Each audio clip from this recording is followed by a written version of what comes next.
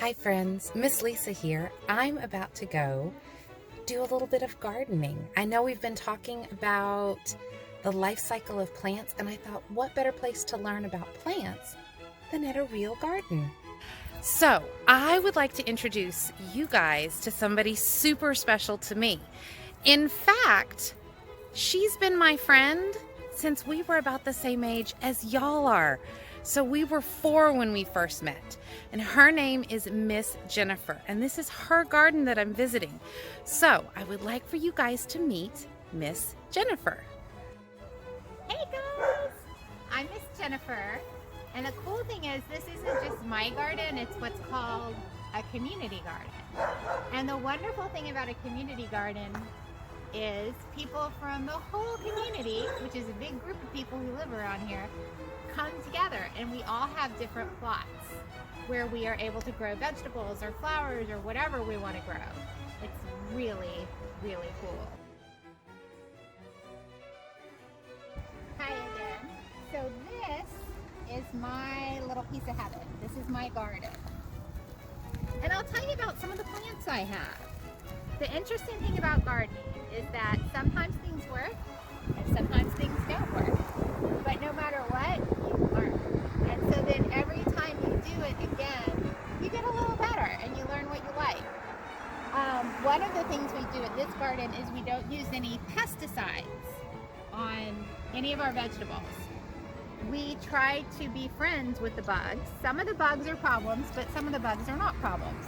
But that means that if we have problem bugs, we try to pick them off with our hands, which can take time, but it's worth it because we don't really want to be eating all those chemicals on our plants.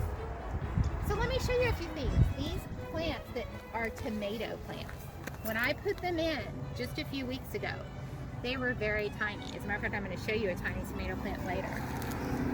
And I want to show you something very pretty, Lisa, if you can get in close. Do you see these little flowers? These flowers are eventually going to be tomatoes.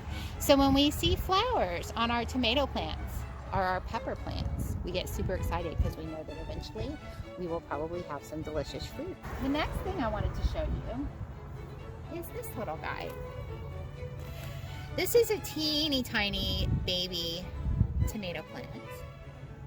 I have really been wanting to go. I tried to start these last year, and if you'll remember, I told you sometimes things work and sometimes don't. Last year, I bought this bag of seeds. Look how pretty these tomatoes are supposed to be. They're called Atomic Grapes tomatoes. I thought they were so gorgeous, and I really wanted to plant them. So I paid like $4 or $5 for this thing of seeds. But I thought, that's okay, I love tomatoes, and I want a different kind of tomato. One you can't find at the grocery store. So I planted some seeds last year, and I got some baby plants started, but none of them really worked. I don't exactly know why. Maybe I put them outside a little too early. Maybe they just didn't feel like it. So I tried again this year, right? Because you always have to try again. So I got a little baby plant going.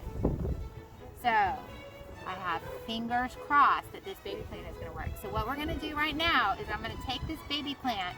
I've been growing this at home under what's called a grow light, which is a special light that sort of mimics the sunshine. It's in my garage. And it helps these seeds grow up in a protected environment. So fingers crossed, what I'm going to do now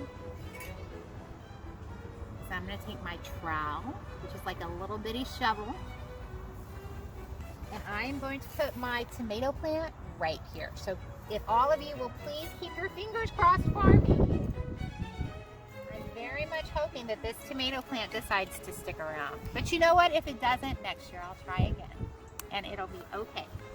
Which is the same thing you should do for fruits and vegetables when you're eating them. If you don't like them one time, you should try it again. Try it again, or maybe make it a different way. That's the cool thing, is there's one of the fun things I've learned since starting a garden is I've had fun going on the internet and looking at different recipes, for example, for my Swiss chard. Because I grew that Swiss chard and it's growing all the time. So winter, summer, spring, I always have some Swiss chard. And so I was like, well, this is really cool, but I don't know what to do with it. Well, you know what? There's tons of people who have ideas about that. These are garlic plants. So I'm excited for them, but they can be in the ground for up to a year, so they can take a while to grow. Unlike tomato plants, which go really fast, and then you get your tomatoes and then they're done.